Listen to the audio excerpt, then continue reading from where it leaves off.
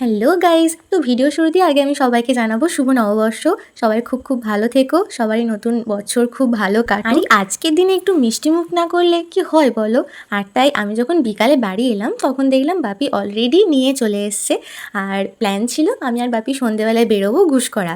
তো কথা মতো কাজ হয়ে গেল। বাপি এইদিকে এত তাড়াহুড়ো দিচ্ছে, তো আমি কোনো রকম করে চান টান করে রেডি হয়ে গেলাম। একটু দেরি হচ্ছিল বলে বাপি একটু রেগে গেছিলো, যার জন্য আমাকে আর চালাতে দিল না। বাপি যাওয়ার সময় নিয়ে গেল। বিশ্বাস করো রেডি হওয়া তো নয়, যা গরম। সবে বৈশাখ মাস আজকে পড়লো, এরপর যে আরো কত গরম পড়বে ভগবান জানে। আর এখানে প্রথমেই আমরা চলে গেছিলাম রঙের দোকানে। তো এই হলো সেই দোকান যেখান থেকে আমরা রং কিনছি, মানে এখনো কেনাকাটি চলছে। আর তারপর এইদিকে যেতে গিয়ে পড়ে গেল গেট। ওরে বাবা, যা অবস্থাই আছে, মানে উঠছে আর না। তো বাধ্য হয়ে আবার কিছুক্ষণ দাঁড়িয়ে থাকলাম, দেন আবার অন্য রাস্তাটি বাপি ঘুরিয়ে নিয়ে চলে গেল। তো মোটামুটি ঘুষকরায় কাজ কমপ্লিট করে বাড়ি চলে এলাম। আসার সময় তো আমি গাড়ি চালাচ্ছিলাম, যার জন্য আর ভিডিও করতে আমি পারিনি, না হলে তোমাদেরকে দেখা। লাস্ট অবধি বাড়ি পৌঁছালাম, আর যা গরম বিশ্বাস করো, মানে যার সাথে অবস্থা। আর এখানে দেখো এই কটা জিনিস নিয়ে এসেছি আমি আর বাপি মিলে।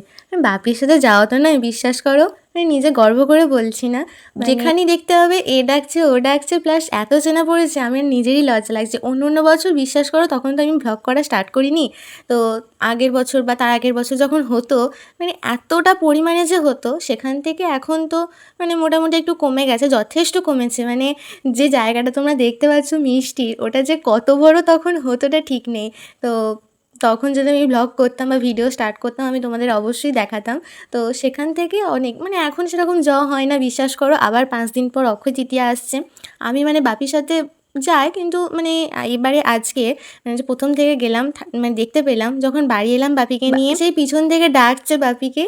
তো আমি আবার, আমাকে বলছে গাড়ি ঘোরা ঘোরা একবার, দিয়ে আবার আমি ঘুরিয়ে নিয়ে গেলাম। বাপিকে বলছে যে অক্ষয় তৃতীয়াতে যেন আসবে, হ্যান ত্যান এরকম করে বললো। তো এই করতে করতে আমার এত লজ্জা লাগে না সেই টাইমে।